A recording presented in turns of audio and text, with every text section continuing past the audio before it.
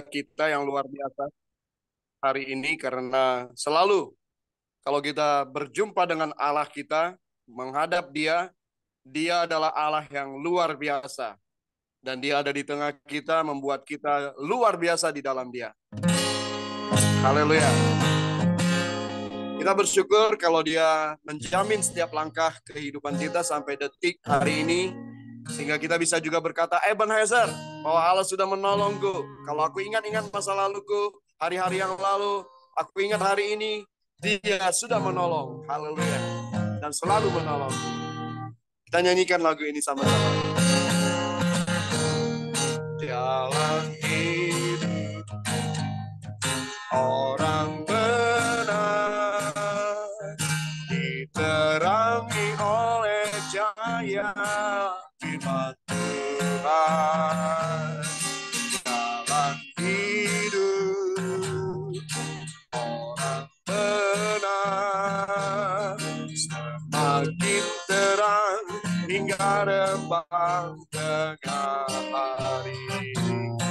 Apabila dia jatuh, tidaklah dibiarkan sampai tergeletak, sebab tangan Tuhan jua yang menopang dia dan membangkitkan dia kembali.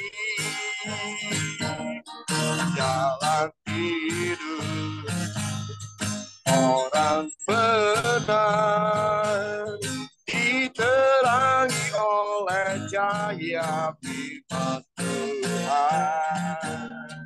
Jalan hidup orang benar semakin terang hingga rembang tengah hari. Apabila aku jatuh, tidaklah dibiarkan sampai tergeletak, sebab tangan Tuhan jua yang menopangku dan membangkitkanku kembali. Sebab tangan Tuhan jua yang menggendongku dan membangunkanku kembali. Tiada ku ragu lagi untuk mengikutmu Yesus. Tiada ku ragu lagi untuk melayanimu. Walau banyak rintangan dan badai pun menerjang, tiada ku ragu lagi untuk selamanya. Mari semua katakan, Yesus, Yesus sahabatku, penolong dalam hidupku. Ku rindu semua orang mengenalmu. Engkau jalan kebenaran yang memberi hidup yang kekal bagi semua orang yang percaya padamu. Tiada ku ragu lagi untuk mengikutmu Yesus. Tiada ku ragu lagi melayanimu. Walau banyak rintangan dan badai pun menerjang, tiada ku ragu lagi untuk selamanya. Yesus, Yesus sahabatku, menolong dalam hidupku. Ku rindu semua orang mengenalmu. Engkau jalan kebenaran yang memberi hidup yang kekal bagi semua orang yang percaya padamu. bagi semua orang yang percaya padamu, bagi semua orang yang percaya padamu.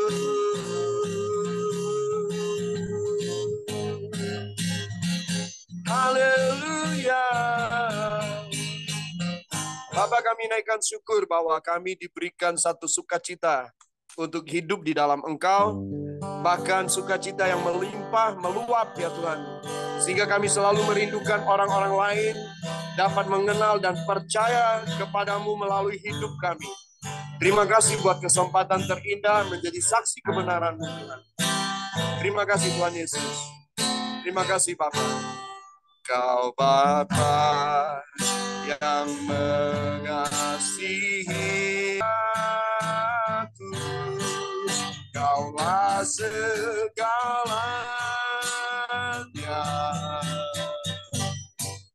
di dalam hidupku. Kerajaan-Mu, kebenaran-Mu, itu bagianku. Kaulah yang ku pandang selama hidupku. Mengasihimu, memuliakanmu, mengasihimu, memuliakanmu, mengasihimu, memuliakanmu.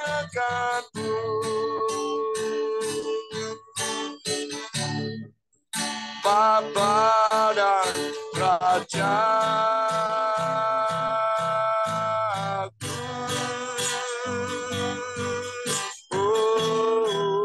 Kaulah Raja di atas segala raja, Kaulah Tuhan di atas segala Tuhan. Lambang pemerintahan ada di atas bahumu, dan namamu disebut orang sebagai Bapa yang kekal, Raja damai, Allah yang perkasa, penasehat yang ajaib. Engkau Yesus Tuhan. Haleluya. Terima kasih Tuhan Yesus. Engkau ada di tengah-tengah kami sore ini. Berdiri di tengah kami Tuhan. Terima kasih Tuhan Yesus, kehadiran-Mu di tengah kami. Yesus, kami puja, kami sembah sebagai Raja. Berdiri di tengah kami,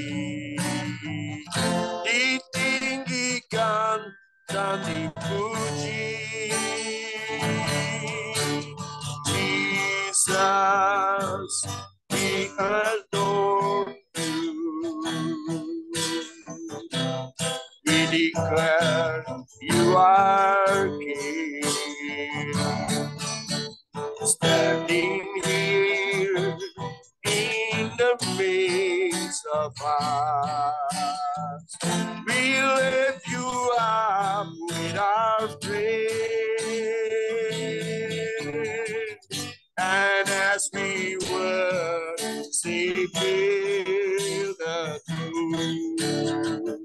And as we worship, feel the truth. And as we worship, feel the truth. Come, Lord Jesus, and take your praise. Yesus, kami puja, kami sembah sebagai Raja. Berdiri di tengah kami, ditinggikan dan dipuji. Oh, sembah dan puji tatamu, sembah dan puji duit tatamu, sembah dan puji duit tatamu. Yesus Tuhan adalah Raja, sembah dan puji duit tatamu, sembah dan puji duit tatamu, sembah dan puji duit tatamu. Yesus Tuhan adalah Raja, Yesus Tuhan adalah Raja, Yesus Tuhan adalah Raja.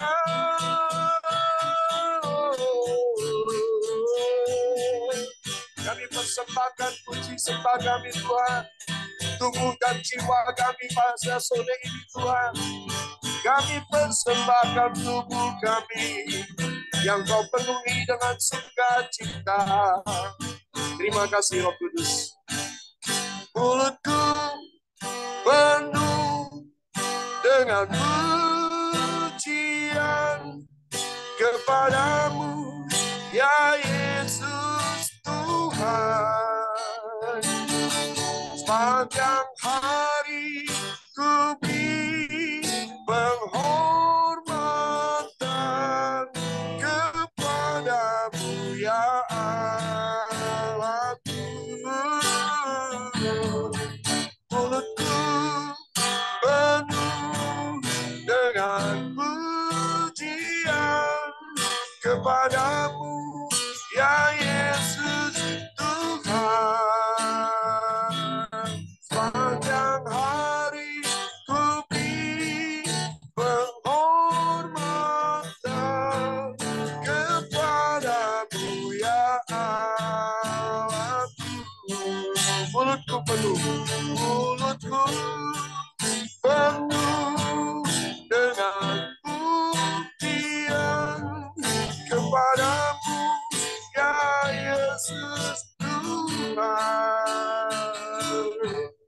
Sepanjang hari ku beri penghormatan kepadamu, ya Allahku.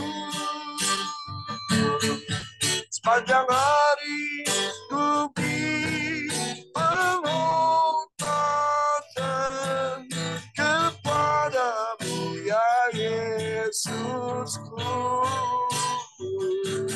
Sepanjang hari ku beri penghormatan kepadamu, ya Allahku. Kepadamu, ya Yesusku. Kepadamu, Roh yang Kudus. Haleluya, haleluya, haleluya, amin, amin. Serahkan kepada Pendeta Komingwan.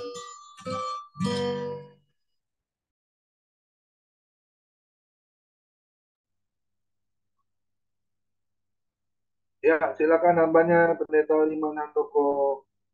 Tuhan Yesus memberkati. Shalom. Shalom. Shalom, Pak. Mari kita berdoa sebelum mendengarkan firman Tuhan.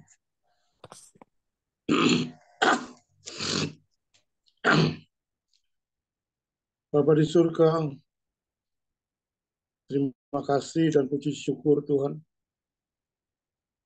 Pada sore ini Tuhan memberikan kesempatan kepada hamba-Mu yang hina ini untuk menyampaikan kebenaran firman Tuhan.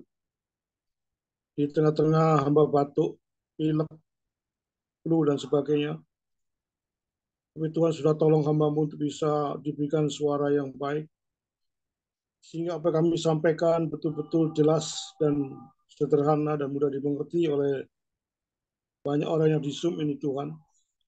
Roh Kudus tolonglah hamba-Mu, pimpin hamba-Mu dan kuasai hamba-Mu, karena kami tahu tanpa pekerjaan dari Roh Kudus kami tidak ada apa-apanya Tuhan. Oleh Tuhan kami berdoa kiranya Engkau sendiri menambahi kata-kata kami, mengurangi kata-kata kami, sehingga apa yang kami sampaikan adalah kebenaran yang betul-betul datang dari Engkau sendiri ya Tuhan.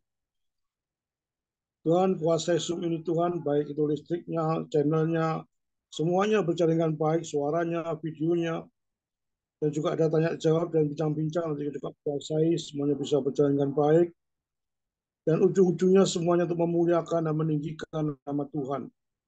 Kami berdoa untuk orang di Zoom yang belum bergabung, kiranya Engkau setantarkan mereka supaya cepat bergabung, bisa mendengarkan kebenaran firman Tuhan. Tuhan, sekali lagi Tuhan berfirmanlah pada hamba-Mu, Tuhan, hamba siap untuk mendengarkan. Di dalam nama Tuhan Yesus, saya berdoa dan mengucapkan syukur. Yang percaya katakan, amin. Amin, saudara. Saudara, pada sore ini saya akan membawakan satu tema yang berjudul bagaimana menjaga kemurnian Injil, saudara. Mari kita buka, saya minta dengan hormat Pak Joni bisa membacakan firman ini, Galatia 1:6-10, Pak Joni. Secara cepat, Galatia 1:6-10. Ya, oke, baik. Bentar. Galatia 1 ayat 6 sampai dengan 10. Saya ganti headset dulu sebentar. Ya, bisa dengar suaranya? Ya, Galatia 1 ayat 6 sampai dengan 10. Demikian firman Tuhan. Aku heran bahwa kamu begitu lekas berbalik daripada Dia, yang oleh kasih karunia Kristus telah memanggil kamu dan mengikuti suatu Injil lain yang sebenarnya bukan Injil. Hanya ada orang yang mengacaukan kamu dan yang bermaksud untuk memutarbalikkan Injil Kristus. Tetapi sekalipun kami atau seorang malaikat dari surga yang memberitakan kepada kamu suatu Injil yang berbeda dengan Injil yang telah kami beritakan kepadamu, terkutuklah dia. Seperti yang telah kami katakan dahulu, sekarang kukatakan sekali lagi, jikalau ada orang yang memberitakan kepadamu suatu Injil yang berbeda dengan apa yang telah kamu terima, terkutuklah dia. Jadi bagaimana sekarang? Adakah aku cari kesukaan manusia atau kesukaan Allah? Adakah aku coba berkenan kepada manusia? Sekiranya aku masih mau mencoba berkenan kepada manusia, maka aku bukanlah hamba Kristus. Demikian firman Tuhan. Terima kasih Pak Joni, firman Tuhan yang begitu keras sekali daripada Rasul Paulus. Di dalam kitab Galatia, kitab yang sangat keras sekali untuk Rasul Paulus mengcounter ajaran sesat. Saudara, saya bagi dalam 5 atau 6 bagian, saya khotbahkan secara singkat dan secara sederhana. Nanti bisa ada tanya jawab lebih banyak. Saya akan cepat berkhotbah dengan satu sistematik eksposisi yang cepat sekali, yang sederhana sekali. Pertama, saya akan menjelaskan kepada saudara apa yang kita lakukan untuk menjaga kebenaran Injil itu apa yang kita lakukan sebagai anak Tuhan. Itu yang pertama.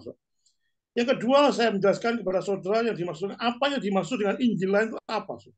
Supaya ayat daripada 6-10 saya jelaskan secara eksposisi apa kita lakukan untuk menjaga kebenaran Injil. Yang kedua, apa dimaksud dengan Injil lain. Yang ketiga, apa yang Alkitab katakan tentang juru selamat satu-satunya, karena menyangkut pada Tuhan Yesus Kristus. Apa yang kita katakan? Yang keempat, saya memberikan alasan mengapa hanya Yesus satu-satunya juru selamat kita. Itu saya akan berikan beberapa alasan. Yang kelima, bagaimana sikap kita atau sikap para rasul yang saudara baca tadi di dalam menghadapi ajaran sesat. Apakah saudara diam saja Apa saudara berusaha semaksimal mungkin mengadakan apologetik atau sebagainya? Nanti akan jelaskan dengan khotbah selanjutnya, saudara. Yang keenam, kita lihat apa makna daripada khotbah ini hari ini, apa yang kita petik daripada khotbah ini. Saudara, dalam pembukaan khotbah saya, saudara, di dalam setiap generasi, saudara, dalam generasi dari hamba-hamba Tuhan, itu para pimpinan, para hamba-hamba Tuhan, itu dalam gereja itu diamanatkan oleh Tuhan untuk berperang bagi kemurnian Injil Yesus Kristus. Itu amanat agung dari Tuhan Yesus sendiri. Dan itu setiap anak-anak Tuhan memang diberikan tugas oleh Tuhan untuk bagaimana menjaga suatu Injil yang murni di gerejanya. Saudara, yang kedua, saudara, seorang gembala itu mempunyai dua suara. Soalnya jelaskan berkali-kali saya jelaskan. Satu suara yaitu menangisi jiwa-jiwa yang belum mengenal Tuhan. Dan membawa orang itu sedemikian rupa untuk datang berkumpul untuk diberitakan Injil. Satu suara menangisi jiwa-jiwa yang belum mengenal Tuhan. Tapi satu suara juga berani mengusir hamba-hamba Tuhan. Kalau hamba-hamba itu mengaco di dalam gereja dengan ajaran-ajaran karu-karu. Satu suara dia membawa orang-orang datang menangis jiwa-jiwa belum mengenal Tuhan untuk diinjili. Satu suara berani mengusir pekerja-pekerja palsu, hamba-hamba Tuhan palsu, serigala palsu untuk keluar dari gereja. Kalau dia mengatakan sesuatu tidak beres. Dan gereja, saudara, akan terus bisa bertahan dengan ajaran-ajaran yang baik jika pimpinan, maksud saya jika hamba Tuhan, itu berani mencegah guru-guru palsu yang masuk ke gereja yang sering mengubah kebenaran menjadi kepalsuan. Saudara, ada satu keberanian sebagai hamba Tuhan. Bukan hanya berani apa yang diperintahkan oleh Tuhan, apa berani juga apa yang dikatakan oleh Tuhan. Jangan pernah berkompromi dengan ajaran-ajaran sesat. Satu gembala yang begitu berhasil, Paulus menekankan bukan hanya segi jumlahnya, saudara, tapi segi kualitasnya ditekankan sekali sama Rasul Paulus, saudara. Paling menekankan segi kualitas, saudara. Sebagai hamba Tuhan, demikian juga saudara, hamba Tuhan betul-betul harus menekankan kualitas kepada jemaat itu bagaimana. Saudara, seorang gembala itu harus banyak belajar firman Tuhan secara serius. Kenapa saya katakan hamba Tuhan itu banyak belajar firman Tuhan? Tidak pernah berhenti sampai mati. Saudara, hamba Tuhan kalau berhenti baca firman Tuhan, berarti dia bukan menjadi hamba Tuhan. Hamba Tuhan itu kerjanya belajar firman Tuhan untuk memberikan makanan-makanan yang sehat, makanan-makanan yang sehat, makan rohani yang sehat bagi jemaatnya. Bukan sekedar cuma susu. Kalau bayi dikasih susu tidak apa-apa. Kalau dewasa dikasih susu terus ya gembuk semua. Jadi ada satu metode, ada satu waktunya diberi makanan susu, tapi juga sewaktu-waktu secara signifikan harus diberikan makan-makan yang keras. Itu hamba Tuhan. Dan sekaligus berani mengusir, saya tekankan balik mengusir musuh-musuh Injil di gereja. Kita membangun orang-orang kudus dan sekaligus memukul guru-guru palsu. Saya kasih contoh daripada tokoh perjanjian lama, yaitu Nehemia. Nehemia pada waktu membangun tembok Yerusalem, dia memegang dua tangan. Satu tangan dia memegang berkakas untuk pembangunan, satu tangan dia memegang pedang. Dia katakan satu tangan saya akan membangun tembok itu kembali karena dirobohkan. Yang tangan kedua dia akan mengusir orang-orang yang menghalangi dia membangun tembok itu. Setelah itulah sebetulnya hamba Tuhan. Dua suara harus terus berjalan dengan baik. Dan betul-betul saudara, bagi gereja saudara, mengapa saya tekankan Injil itu harus murni di suatu gereja saudara. Saudara, saat ini banyak sekali gereja-gereja sudah memberitakan Injil yang lain. Saudara, ada beberapa makna bagaimana saudara memberitakan Injil yang murni. Sebetulnya secara logika itu gampang ya. Bagi gereja itu ada Injil murni itu apa? Itu tekankan pada Yesus Kristus sebagai penghapus dosa. Tekankan bahwa Injil itu anugerah keselamatan kekal. Ini tidak ada hal-hal lain lebih tinggi daripada kedua hal itu, saudara. Tekankan di gereja itu penghapusan dosa. Saudara, tekankan kepada jemaat saudara tidak pernah mampu untuk menghapus dosa. Selain daripada Tuhan Yesus dari surga datang ke dunia. Sesuatu yang tidak mungkin dilakukan oleh manusia, dia lakukan untuk menghapus dosa. Dan agama Kristen adalah agama yang paling unik dan paling betul-betul suatu kepastian, saudara. Saudara, setiap agama tidak pernah menyelamatkan, saudara. Makanya saya betul-betul ikut Tuhan itu secara serius, karena di dalam agama Kristen ada Kristus yang menjadi pokok, saudara. Seorang pengikut Kristus itu punya jaminan keselamatan yang pasti. Orang agama Kristen belum tentu selamat, saudara. Tapi pengikut Kristus pasti selamat. Dan pengikut Kristus pasti agama Kristen. Saudara. Agama Kristen belum tentu pengikut Kristus. Jangan dibolak-balik, saudara. Agama Kristen tidak pernah menyelamatkan. Saudara di gereja berapa puluh tahun, jadi pendeta, jadi penginjil, jadi majelis, kalau saudara tidak mengenal Yesus secara pribadi, saudara, saya katakan saudara bukan anak Tuhan. Saudara hanya legalisme sebagai agama Kristen, tapi bukan pengikut Kristus. Tapi pengikut Kristus harus agama Kristen. Saudara, Injil itu betul-betul dimurnikan di suatu gereja, saudara. Dan saya lihat ada banyak saat ini munculnya luar biasa, saudara. Ajaran-ajaran ajaran banyak hamba Tuhan, guru-guru palsu sudah berani munculnya luar biasa untuk mengubah Injil yang murni menjadi Injil yang tidak karu-karuan. Saudara, yang pertama saya khotbahkan, saudara. Bagaimana kita mempertahankan supaya kita menjaga kemunian Injil, saudara. Ada dua hal yang saya coba jelaskan secara singkat, saudara. Bagaimana mempertahankan kemunian Injil di gereja, saudara. Yang pertama, saudara, mau tidak mau kita harus berperang dengan gigi. Saudara. Tidak ada resep lain, kita harus berperang untuk melawan nabi-nabi palsu. Saudara, berperang itu bukan berarti bertahan, tapi juga bertahan dan menyerang. Saudara. Kalau berperang jangan bertahan, saudara. Maka itu perang itu betul-betul menyelidiki, betul-betul mengcounter, betul-betul mendiskusikan, bukan dengan hal-hal jahat, saudara. Memang harus kita penuh dengan kasih, saudara. Tapi kita sebagai anak Tuhan, bagaimana menjaga kemunian Injil, mau tidak mau kita harus berperang. Karena kita betul-betul yakin mutlak bahwa Yesus Kristus satu-satunya jalan. Jika ada orang mengubah Injil itu menjadi Injil yang tidak karu-karuan, saudara, kita sebagai anak Tuhan yang sudah diselamatkan, saudara. Dikatakan kita punya hak, kita mempunyai suatu kewajiban bahwa kita harus betul-betul mengcounter semua ajaran-ajaran yang tidak karu-karuan, yang melesetnya tidak karu-karuan, saudara. Jangan pernah orang takut sama berperang, saudara. Asal kita berperang dengan hal-hal yang murni dan penuh dengan kasih, saudara. Jangan menjadi hamba Tuhan yang sekedar cuma hamba Tuhan sama sekali takut sekali mati berperang, saudara. Seolah-olah sudahlah, tidak usah perang-perangan, tidak usah geger-geger. Biarkan sinode itu ajaran-ajaran tidak perlu doktrin lah. Kita sudah ajarkan gereja sendiri kebenaran, sudah kebenaran. Kita itu bukan sikap hamba Tuhan. Ada suatu doktrin yang dasar, saudara. Yang saya katakan adalah juru selamat kita, Yesus itu dasar. Kalau dasar kekristenan di otek-otek, saudara. Saudara, kalau saudara menjadi anak Tuhan yang diam, saya ragu-ragu saudara bukan anak Tuhan. Kalau dasarnya di otek-otek. Kalau hal-hal yang lain mungkin kita bisa diskusikan, saudara. Nanti ada satu sinkron ketemu, saudara. Tapi kalau dasarnya itu harga mati.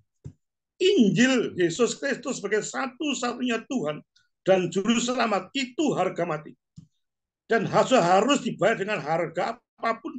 Saudara bayar supaya mempertahankan dari zaman boleh berubah, teknologi dengan teknologi berubah, tapi Yesus Kristus satu-satunya jalan juru selamat tidak akan pernah berubah sampai akhir zaman. Dan itu sudah pelajari dengan sungguh-sungguh. Saudara, Rasul Paulus sudah berperang melawan Injil palsu. Dia berperang melawan kaum Yahudi yang disebut dengan kaum Judaizer.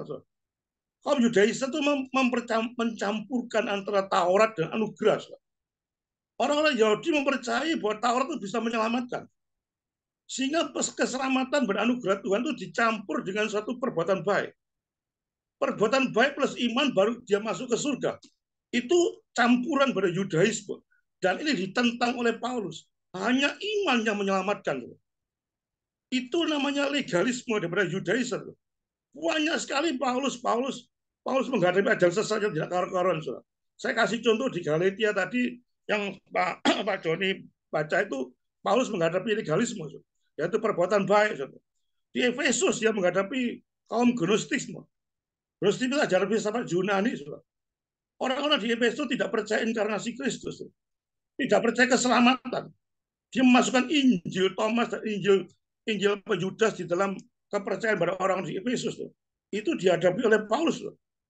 Guru-guru palsu muncul di Efesus. Di Kolose dia menghadapi aksesitisme. Aksesitisme itu mengosongkan diri. Di Tesalonika dia menghadapi fanatisme. Fanatisme aku golongan Paulus, aku golongan Apolos. Dihadapi semuanya Paulus di Korintus. Dia menghadapi jemaatnya tidak percaya pada kebangkitan. Saudara Paulus itu berjuang mati-matian untuk menghadapi semua jemaatnya terkena ajaran sesat.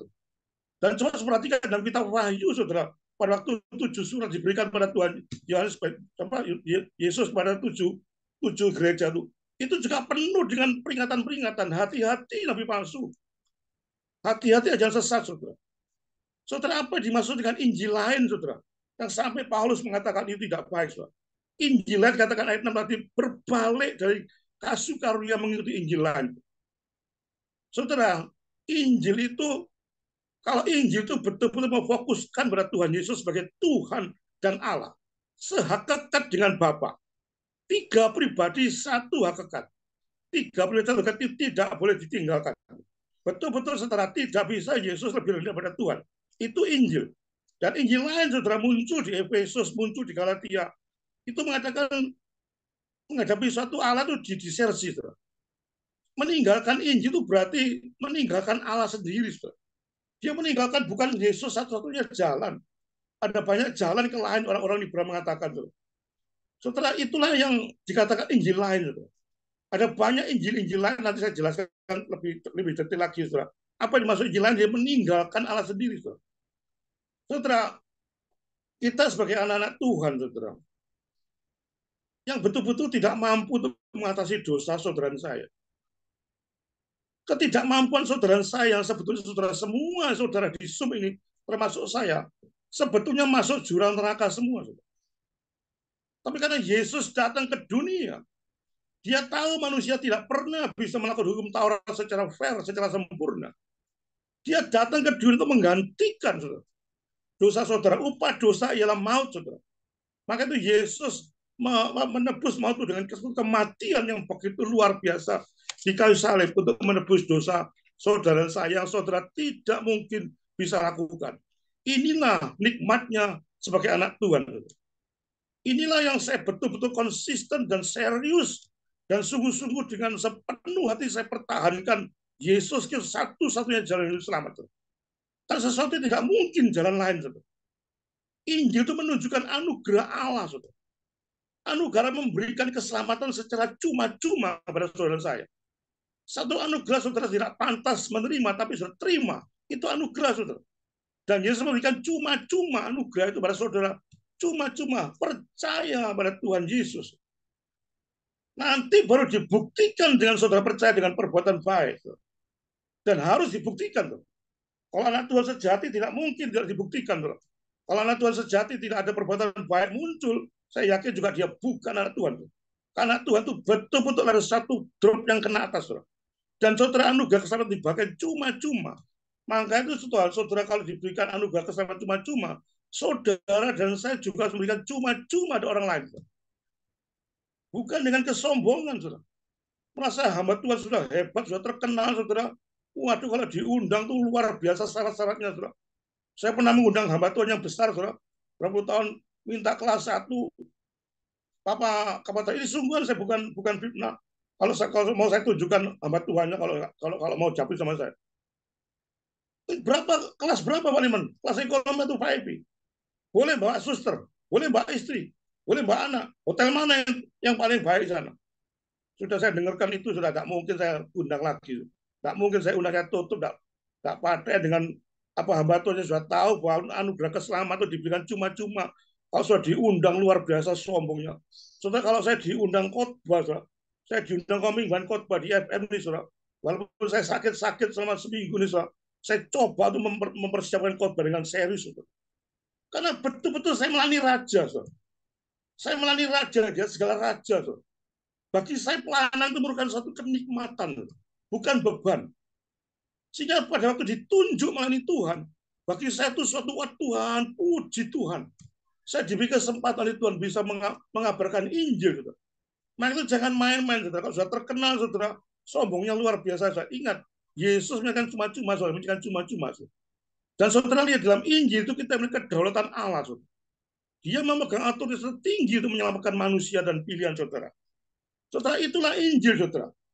Saudara, apa yang dimaksud Injil lain, saudara, yang saya katakan tadi? Injil itu berbeda secara total dengan Injil yang asli. Tapi secara samar-samar kelihatannya itu kesamaannya, saudara. Itulah pekerjaan setan. Setan kalau membuat sesuatu itu mesti mirip-mirip, saudara. Tapi kalau sudah teliti betul-betul ada perbedaan yang signifikan. Misalnya Injil lain dari perbuatan baik. Yang saya katakan tadi, perbuatan baik adalah andil dan keselamatan. Itu banyak dilakukan oleh orang liberal-liberal. Dan banyak kita selamat karena perbuatan baik plus iman. Baru kita selamat.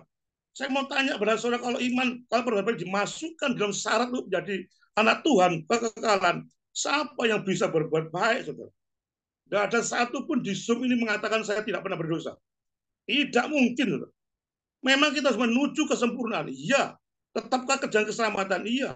Tapi siapa bisa mampu? Tidak pernah mampu. Oleh karena itu Yesus datang ke dunia, datang untuk menuju saudara. Hanya iman yang menyelamatkan saudara, bukan berbuat baik.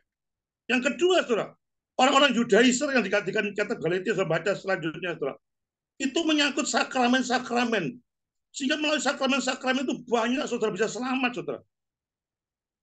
Di dalam Katolik misalnya, saya sebut secara fair, saudara, Katolik memang saya ada buktinya, saudara. Ada 7 sakramen Katolik menyatakan itu anugerah keselamatan menyangkut hal itu, saudara. Perbuatan baik plus iman plus sakramen. Ditambah lagi oleh Yudaisme mengatakan ada sunat untuk menuju keselamatan. Ada lagi ditambah lagi untuk mengunjungi hari-hari baik Yahudi, untuk mengunjungi hari-hari yang Yahudi rayakan baru bisa selamat. Soalnya itu golongan-golongan Yudaisme, saudara, yang zaman dulu munculnya alih-alih Taurat, saudara. Golongan-golongan liberal, golongan-golongan saksi Yehova, Mormon, Unitarian, yang dikatakan Esa itu Unitarian Oneness itu bidat-bidat palsu, saudara.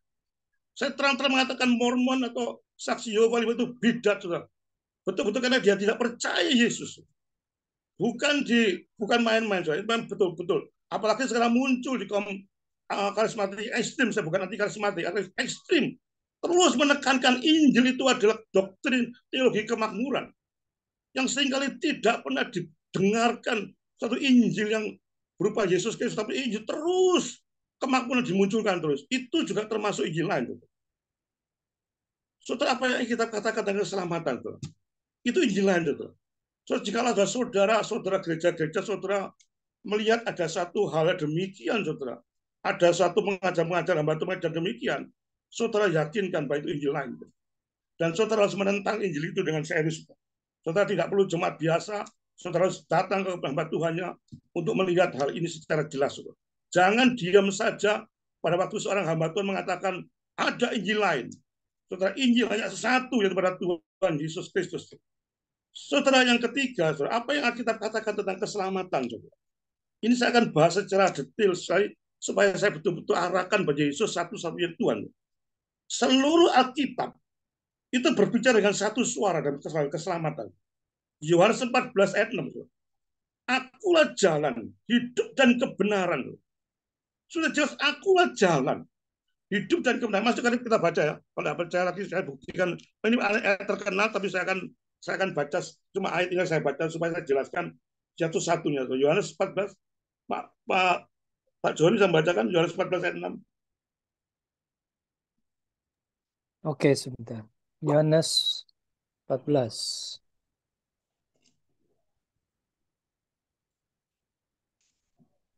Yohanes 14 ayat 6 ya, Pak? 6, Om. Ya. Yohanes 14 ayat 6 mengatakan, kata Yesus kepadanya, akulah jalan dan kebenaran dan hidup. Tidak ada seorang pun yang datang kepada Bapa kalau tidak melalui aku. Demikian. Akulah jalan juga benar. Tidak ada satu orang pun. Nobody. Tidak satu orang datang kecuali melalui aku. Hanya melalui Yesus Kristus. Kita baca sedikit catat dalam Kisah Rasul 4 ayat 12 misalnya. Di bawah kolong langit tidak satu nama. 1 Timotius 2 ayat 5. Sudah tidak ada banyak jalan menuju ke Roma. Saudara. Hanya ada satu jalan menuju ke surga. Tidak ada banyak jalan menuju ke surga, maksud saya. Orang-orang liberal pada waktu saya diskusi dengan orang liberal di gereja saya, nggak tahu gereja saya kok undang orang liberal pas saya itu hadir di PA-nya. Dia mengatakan ada banyak jalan menuju ke surga. Nggak bisa kita menjadi orang eksklusif, katanya dia. Bagaimana dengan orang lain? Semua masuk neraka, masa orang anak Tuhan itu masuk surga? Itu orang liberal mengatakan demikian. Loh. Dia mengatakan ada banyak jalan menuju ke surga, bukannya melalui Yesus Kristus. Saya katakan ini ayat 14, Yohanes 14 ayat 6. Semua saya beberkan semua ayat-ayat mengatakan Yesus jalan, dia tidak terima, ya sudah. Saya tidak terlalu ngotot pada orang yang model demikian, saudara. Saya biarkan pokoknya saya tunjukkan sama dia, hanya saya Yesus jalan dan juru selamat, ya sudah terserah kepada dia. Karena saya meyakini mutlak, justru saya ikut Kristen ini betul-betul kenapa saya pindah agama, saudara. Justru saya melihat ke Kristen yang paling unik, saudara. Tidak satu agama pun yang mengatakan aku jalan hidup dan kebenaran. Tidak ada, saudara. Ayo coba tunjukkan kitab mana, saudara. Tidak pernah ada. Inilah kitab suci kita yang begitu agung, saudara. Begitu infallible, tidak pernah bersalah, saudara. Dan saudara harus meyakini secara mutlak daripada kehidupan Alkitab dengan sungguh-sungguh, saudara. Saudara, pertanyaannya, saudara, yang seringkali saudara tanyakan sama saya dan banyak orang bertanya kepada saya. Ini juga pertanyaan pada waktu saya diskusi dengan berapa tahun yang lalu dengan orang-orang Muhammadiyah. Saya diundang sebagai narasumber. Judulnya mengatakan apa orang Israel sama dengan orang Yahudi. Dan dia mengatakan ini pertanyaan ini muncul. Saya betul-betul waktu itu Alkitab saya betul-betul diserang mati-matian dengan orang-orang itu. Saya memang saya dipanggil untuk itu, so. Jadi memang fair. Saya hanya bicara mengenai Alkitab. Saya tidak bicara Al-Quran. Saya tidak ngerti Al-Quran. Saya tidak tahu lihat Al-Quran. Jadi kalau saudara mau tanya Alkitab, oke. Dan pertanyaan muncul, saudara. Salah pertanyaan saya gabungkan dengan Galatia. Mengapa sih Yesus cuma satu jalan? Itu pertanyaan muncul bagi dia, so. Mengapa sih Pak Liman dari tadi kok ngotot saja mengatakan Yesus satu jalan? Apakah kita nih orang kiai-kiai gini itu waktu diskusi dengan dia, apa semua masuk neraka? Apakah eksklusif Kristenan itu? Saya bilang iya, tetap saya katakan iya. Saya tidak peduli kalangan manapun juga saya katakan iya dan iya. Karena ini Alkitab, so. Saya tidak khawatir dengan karena sudah janji bahwa narasumber bicara dengan kebenaran Alkitab, bukan sumber lain, so. Dan sumbernya adalah Alkitab. Saya bukan bicara dengan pikiran saya sendiri. Bukan saya ngarang-ngarang. Saya tunjukkan beberapa ayat, saudara, mengatakan Yesus satu jalan. Tidak ada satu jalan pun menuju ke surga selain pada Tuhan Yesus. Dan kenapa itu saya katakan ada beralasan, saudara. Minimal ada 4 atau 5 alasan yang saya rangkum secara sederhana, saudara. Saya katakan pada waktu itu persis ini saya khotbahkan yang di diskusi tadi yang dulu. Saya katakan tidak ada satu orang pun yang pernah lahir daripada seorang perawan. Dia datang ke dunia tanpa dosa, hidup tanpa dosa, dia mati bagi orang-orang yang berdosa termasuk saudara saya. Tidak ada satu orang pun pernah datang lahir dari seorang perawan. Tidak ada. So. Lahirnya saja sudah berubah. So. Lahirnya Tuhan Yesus saja sudah lain di antara yang lain. So. Tokoh mana, agama mana yang lahir melalui seorang perawan. So. Dengan pekerjaan Roh Kudus. Maria seorang perawan sejati, perawan abadi yang dimasuk oleh benih dari Roh Kudus. Dia lahirlah seorang Yesus Kristus sebagai manusia. Tidak ada kelahiran pada Yesus. Dia datang bukan lahir. Dikatakan, aku datang. Datang itu preeksistasinya ada. Kalau lahir dulu, saya lahir. Dulu nggak ada, jadi ada. Tapi Yesus datang dulu memang sudah ada, sekarang dia datang. Itu lain, beda dengan kita. Kita ciptaan. Dia pencipta. Yang kedua, tidak ada seorang pun yang telah menderita mati kayu salib karena murka Allah upah dosa yang maut untuk adil. Yesus harus mati melalui maut dan sepenuhnya ditanggung oleh Yesus menebus dosa-dosa manusia, memberikan kebenaran yang sempurna dan penebusan yang sudah lunas. Tidak ada satu orang pun melakukan seperti itu selain pada Tuhan Yesus. Dia menderita upah dosa ialah maut. Saudara, dia mati di kayu salib. Saudara, kalau saudara mendengar itu, saudara melihat itu, saudara, betul-betul saudara merasakan siapa kasih saudara saya. Sampai dipilih oleh Tuhan, sampai ditebus oleh Tuhan. Berharganya saudara saya di hadapan Tuhan. Saudara, itu menjadi suatu kekuatan bagi saudara untuk semangat terus. Jangan pernah kendor dalam ikut Tuhan Yesus. Apapun yang terjadi, saudara sakit, tidak punya duit, apapun terjadi, tidak peduli, saudara. Saudara harus ikut Tuhan terus karena Tuhan itu berkorban lebih dulu untuk saudara saya. Itu yang kedua, saudara. Yang ketiga, tidak ada satu orang pun mendamaikan antara Allah yang kudus dengan kita yang penuh dengan dosa, kecuali melalui Yesus adalah manusia yang tidak pernah berdosa. Kita didamaikan. Kenapa tirai itu pada waktu mati di salib tirai terbelah dari atas ke bawah, bukan dari bawah ke atas. Itu ditunjukkan bahwa tirai dibelah dari atas ke bawah, menunjukkan Tuhan itu membelah semua tirai. Sudah tidak ada halangan apapun kepada Yesus. Dia membuka aksesnya luar biasa. Saudara dengan berani datang pada tempat yang maha kudus untuk langsung datang pada Tuhan Yesus. Tidak ada apa-apanya. Tirai sudah dibelah dua, saudara. Dari atas ke bawah, bukan dari bawah ke atas. Yang keempat, saudara. Tidak ada seorang pun telah dibangkitkan, saudara. Dari antara mati. Dia naik ke surga. Dia duduk di kanan Allah. Dia akan datang untuk kedua kalinya. Selain pada Tuhan Yesus Kristus. Saudara, itu alasan-alasan kita mengatakan Yesus satu-satunya jalan. Tidak bisa Tuhan Yesus dikatakan sama rendah pada Allah Bapa dan sebagainya. Dia adalah Allah. Dia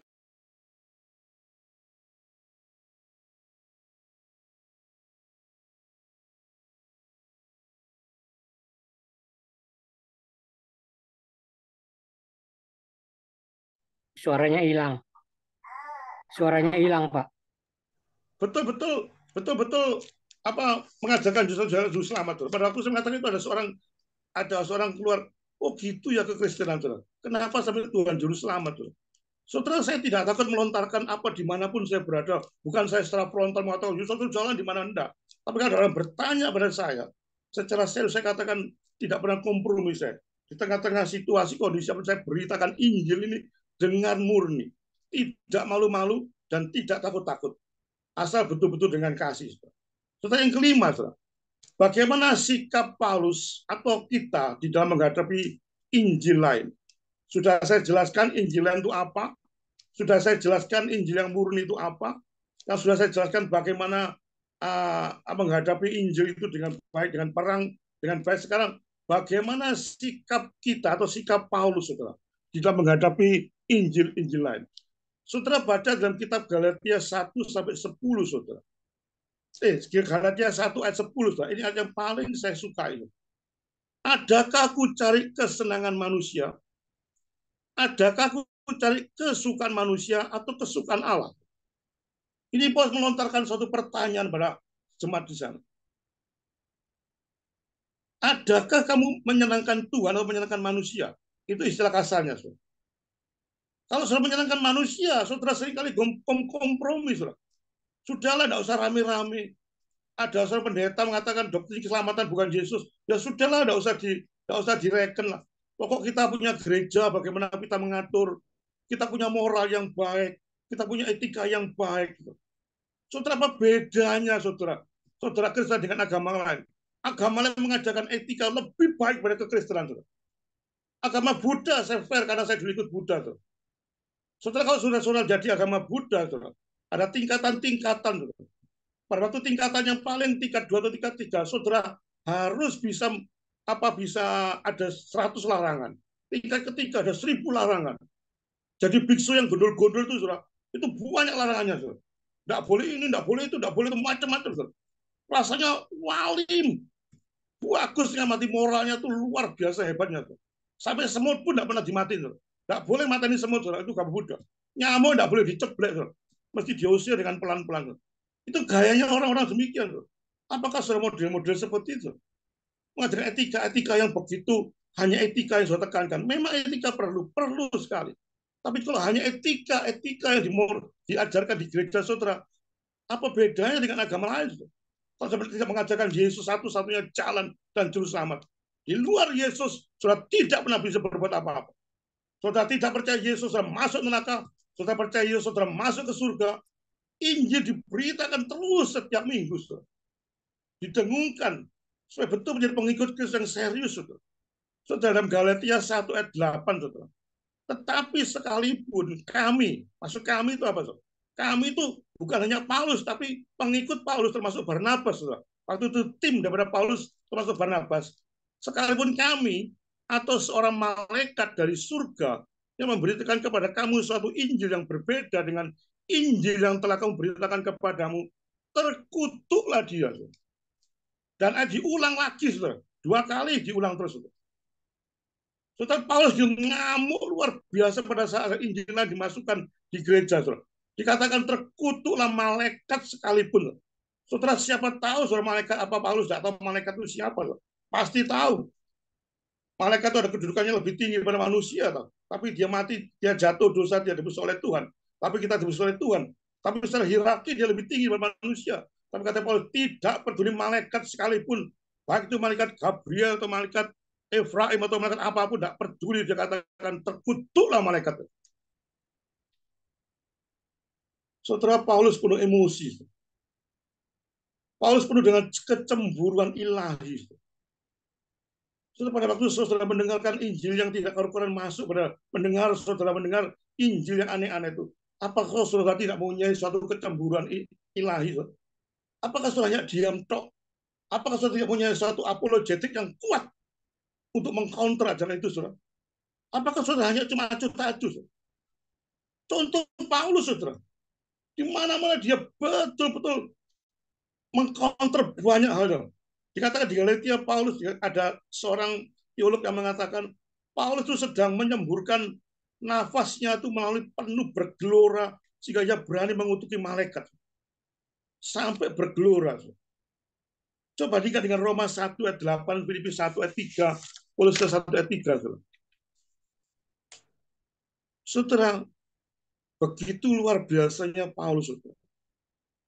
Coba saya lihat di kitab Galatia, saudara. Coba perhatikan secara detail. Saudara.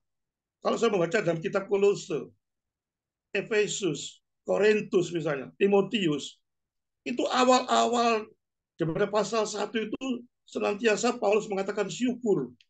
Syukur, macam-macam ada hal yang begitu baik. Tapi dalam Galatia, saudara, mulai Galatia 1 dia ngamuknya luar biasa.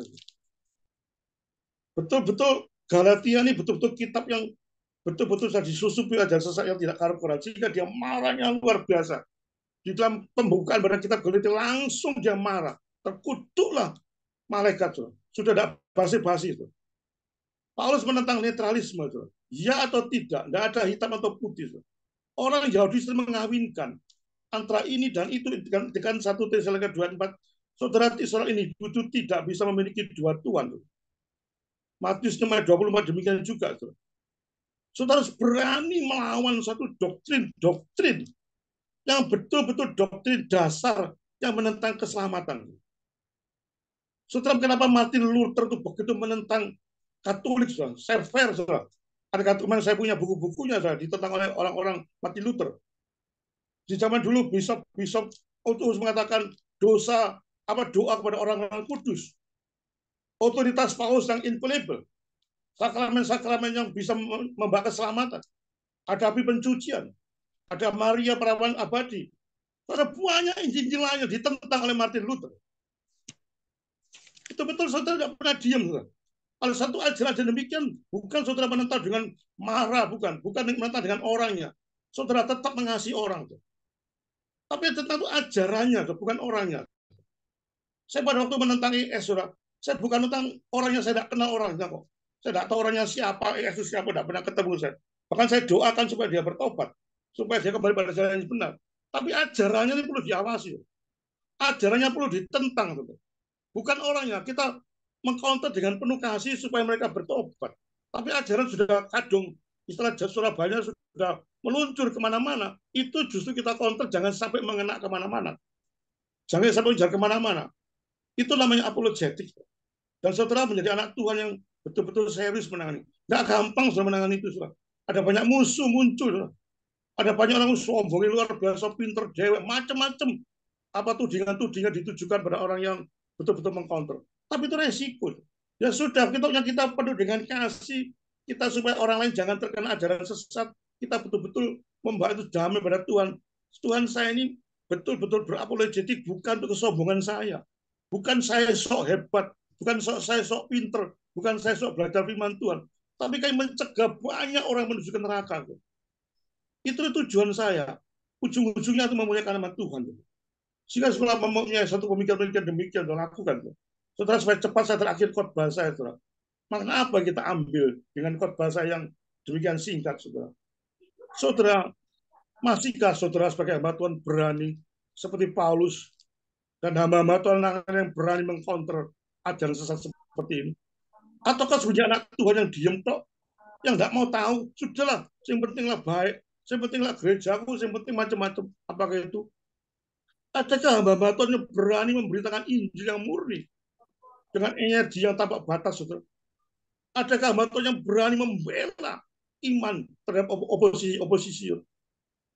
Apakah saudara bersiap sedia menjadi prajurit-prajurit salib seperti Paulus, Petrus, Yohanes, dan sebagainya? Menjadi anak Tuhan yang betul-betul menentang nabi-nabi palsu, menentang pekerja-pekerja palsu. Saudara berani bukan berarti ngawur, saudara. Saudara harus belajar banyak firman Tuhan dengan serius, sehingga saudara bisa mengcounter ajaran saudara, meneliti, saudara menyelidiki. Saudara di gereja saya itu saya kombinasi pemberitaan firman Tuhan. Yang minggu pertama saya akan eksposisi Alkitab dari Kejadian sampai Wahyu. Yang minggu kedua kita eksposisi mengenai perbandingan antara doktrin satu dengan doktrin lain. Untuk betul-betul sudah saya mengerti. Yang ketiga, bagaimana cara mengeksposisi Alkitab hermeneutik yang benar. Sehingga jemaat itu betul-betul dikasih suatu makanan-makanan yang sehat, sehingga pada waktu ajaran-ajaran palsu muncul, saya kemukakan secara jujur di depan jemaat saya. Ini loh ajaran muncul. Bagaimana tanggapan saudara? Saudara, saya sekarang setengah khotbah, setengah PA kalau di khotbah. Saya ada dua arah, saudara. Betul-betul terus saya beritakan hal-hal yang baru yang tidak pernah ketinggalan. Bukan untuk sombong-sombong, bukan untuk hebat-hebat, bukan untuk cari-cari perkara, tapi untuk betul-betul memurnikan Injil dengan serius. Saudara, biarlah firman Tuhan menjadi kekuatan bagi saudara dan saya untuk tetap semangat di dalam pekabaran Injil yang murni. Kerjakanlah keselamatan dengan berjaga-jaga dan terus bersandar pada Tuhan, karena hanya dengan kekuatan Tuhan Yesus Kristuslah kita mampu dan kita dimampukan oleh Tuhan untuk melayani. Amin. Terima kasih, Pak. Mari kita tutup dalam doa.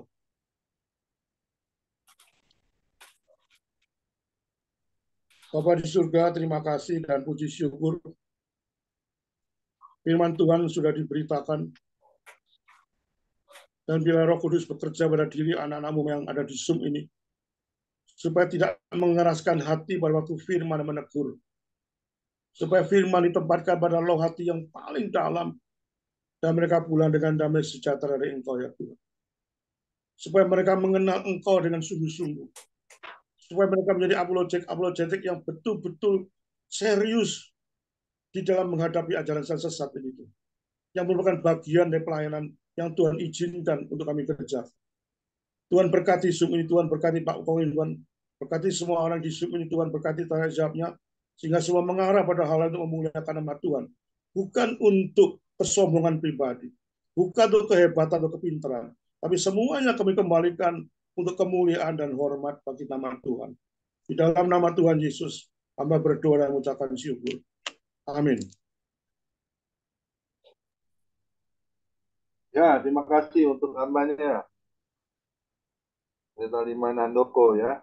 Memang kita ini semuanya ya, bagaimana kita bisa menjaga kemurnian Injil ya. Nah, karena ada yang satu perintah Tuhan ya di Ulangan 4 ayat 2 ya. Janganlah kamu menambahi apa yang kuperintahkan kepadamu, dan janganlah kamu menguranginya. Dengan demikian kamu berpegang pada perintah Tuhan Allahmu yang kusampaikan kepadamu. Nah ini ya, ini satu pedoman kita sebagai orang percaya ya. Tapi saya banyak jumpai ya, banyak hamba Tuhan mempelesetkan firman Tuhan ya. Itu juga tidak boleh ya. Kita harus taat apa yang menjadi isi hati Tuhan untuk kita hidupi dalam kehidupan kita. Amin.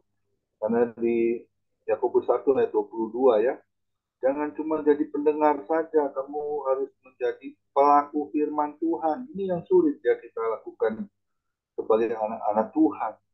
Amin. Ya, kita harus lawan ini keinginan daging dengan keinginan roh. Ya, tentunya kalau kita diawali dengan roh, terus kita jangan akhiri dengan daging. Amin. Ya, kita terus melawan. Karena tipu daya iblis itu selalu ya mengganggu anak-anak Tuhan ya. Kalau kita terus beritakan Injil firman Tuhan ya. Ada juga saya jumpai ya banyak teman ya, juga tadi yang dikatakan Pak Liman Handoko ya. Katanya ada yang bilang kita orang Kristen katanya egois. Katanya di firman Tuhan, I am the way, I am the truth, and I am the life. Berarti cuman melalui Yesus itu nggak boleh katanya katakan seperti itu.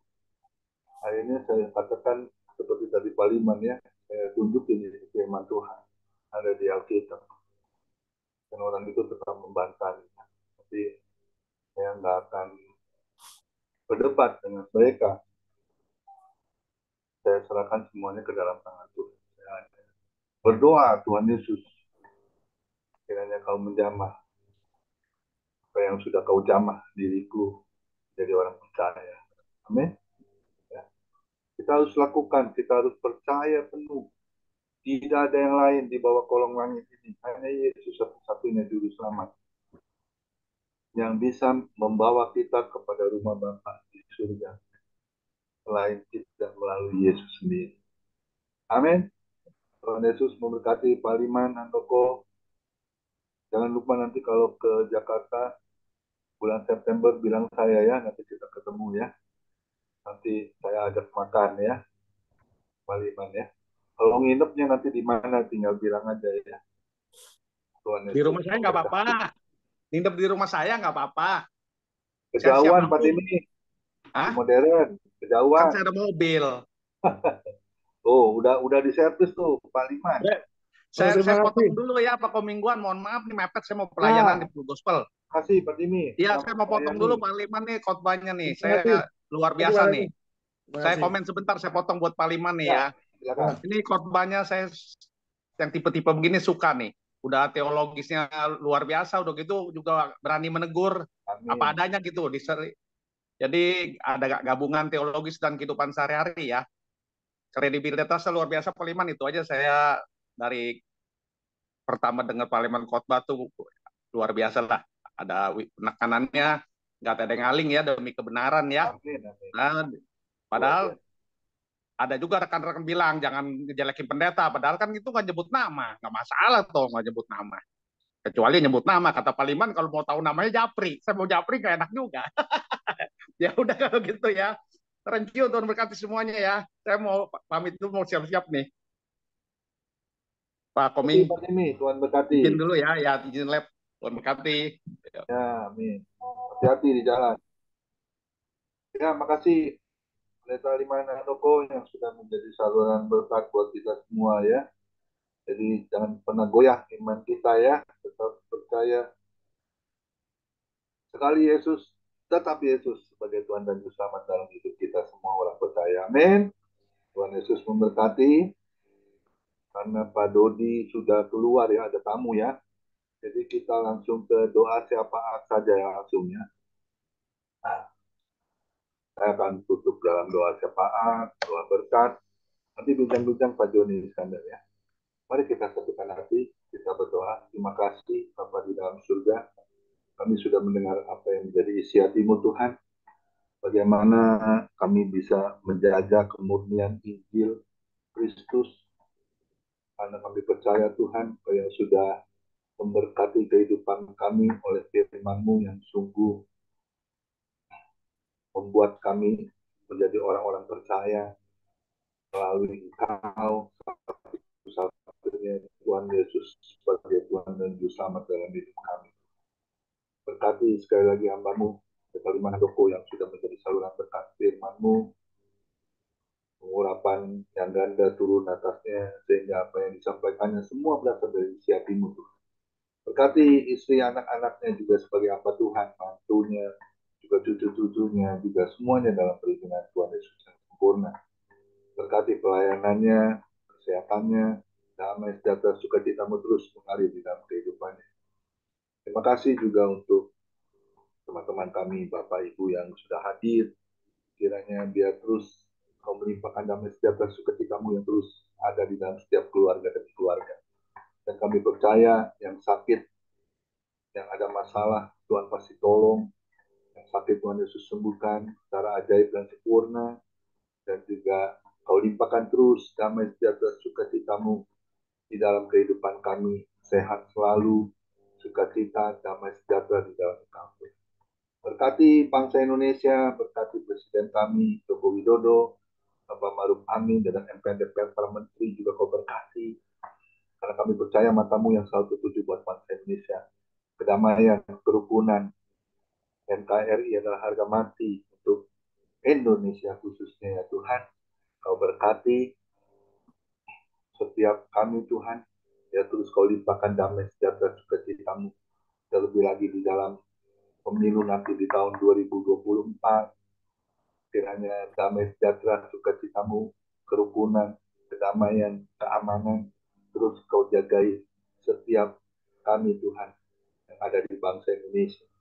Berkati para dokter, para perawat, orang yang terpapar COVID Corona juga yang sakit, Tuhan Yesus sembuhkan secara sempurna. Kau tolong Tuhan, sehingga para dokter, para perawat dapat bekerja maksimal dan dapat bekerja dengan baik secara sempurna. Terima kasih juga untuk ibadah besok. Kiranya Tuhan berkati untuk ibadah besok Tuhan Yesus akan dilayani oleh Bapak Budi Kristianto. Berkati kau urapi dia Tuhan, sehingga apa yang disampaikannya semua berasal daripada. Terima kasih Tuhan untuk ibadah ini. Kami mau terima berkat dari Tuhan Yesus sendiri, dan kami mau angkat kedua tangan kami menerima berkat yang datang dari Tuhan Yesus Kristus. Tuhan Yesus Kristus adalah kekuatan dan perisaiku. Kepadamulah kami semua percaya. Tuhan Yesus memberkati engkau. Tuhan Yesus melindungi engkau. Tuhan Yesus menyinari engkau dengan wajahnya dan memberi engkau kasih karunia. Dan Tuhan Yesus menghadapkan wajahnya kepada kita semua yang hadir, Bapak Ibu. Diberinya damai sejahtera. Tuhan Yesus, kiranya Tuhan Yesus memberkati Bapak, Ibu, anak, mantu, cucu, semuanya dalam perlindungan Tuhan Yesus yang sempurna. Yang sakit malam ini juga Bapak Ibu disembuhkan secara ajaib dan sempurna oleh Tuhan Yesus. Dan juga kiranya Tuhan Yesus memberkati pekerjaan Bapak, Ibu, anak, mantu, cucu. Apapun yang dilakukan tangan Bapak Ibu selalu dibuatnya berhasil dan beruntung di dalam nama Tuhan Yesus. Dan juga kiranya Tuhan Yesus memberkati pelayanan Bapak, Ibu, anak, mantu, cucu. Perkenanan Tuhan Yesus selalu ada. Hati Tuhan Yesus disenangkan oleh pelayanan Bapak Ibu. Nama Tuhan Yesus ditinggikan, dipermuliakan, dan diagungkan. Sampai Tuhan Yesus datang di awan-awan yang permai, menjemput kita orang-orang yang percaya, yang sudah diberkati firman Tuhan. Sama-sama kita setuju katakan. Amin. Tuhan Yesus memberkati kita semua. Silakan Pak Joni Iskandar untuk memandu bincang-bincang. Tuhan Yesus memberkati.